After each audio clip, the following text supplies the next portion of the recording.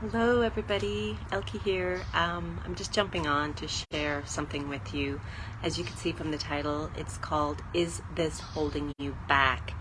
And what that is or might be is the older version of you.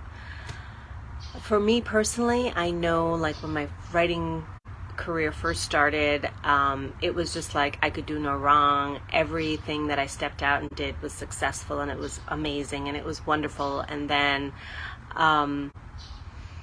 life happened and the shit hit the fan, right?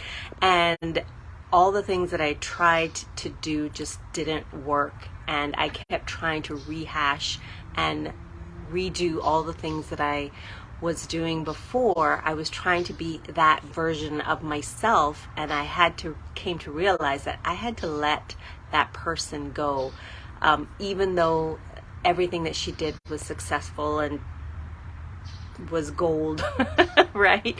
I had to let her go because I just wasn't that person anymore. And I realized that once I did that, it was kind of like this weight had been lifted, and I was not able to stop beating myself up for things when things didn't work out the way that I'd hoped or I'd planned.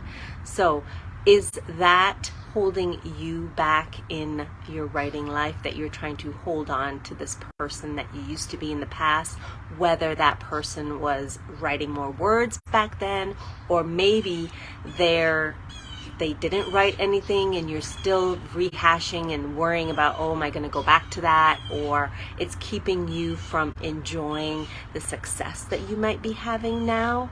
I just want to encourage you today to just release and let go of that old version of yourself and stop living in the past, whether that was a good version or a bad version, right? Because either one can really keep us in the past and keep us on this roller coaster ride. So you may be then asking, okay, so how do I do that, right?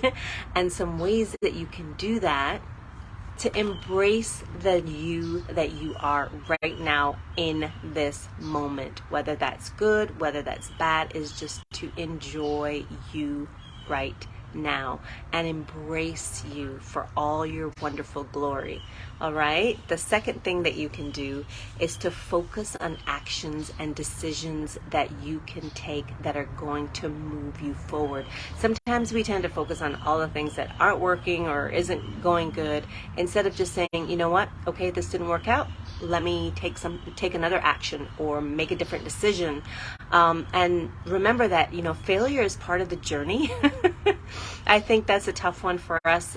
We know it, but when it hits, it's completely different and it's harder to move on. But trust me, the more that you move on after each failure, the easier that it gets. Well, maybe easier isn't the right word, but moving on is easier. Not necessarily the failure itself, but maybe looking at it from a standpoint of, okay, what did I learn? What can I take from this? What's the lesson that can help me make better decisions or different decisions going forward? And the third thing that you can do to move forward is to create habits to become the person that you want to be. And this is a huge one. I think James Cleary said we fail to the and I'm paraphrasing here, we fall to the level of our habits. And what that means is a lot of times if we're not achieving the things that we want or becoming the people that we want, a lot of times it has to do with our habits. So I want to encourage you to look at the habits that can help you to be the person that you want to be and get to the place that you want to get to. I just wanted to invite you to subscribe to my YouTube channel. I'm going to post it in here, but to be honest, I know a lot of people say they don't see these videos and they miss out on the content. This month is Preptober. If you don't know what that's all about and you've never heard of it, it's actually basically prepping you for National Novel Writing Month, which is in November. And I am going to be sharing a video each week, maybe twice a week, it just depends on how my schedule goes, that is going to help you to prepare for National Novel Writing Month next month.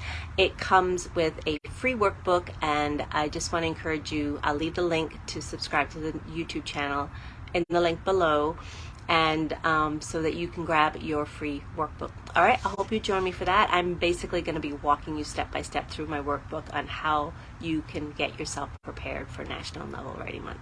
So thank you so much for joining me, and have a fabulous rest of your evening. Bye.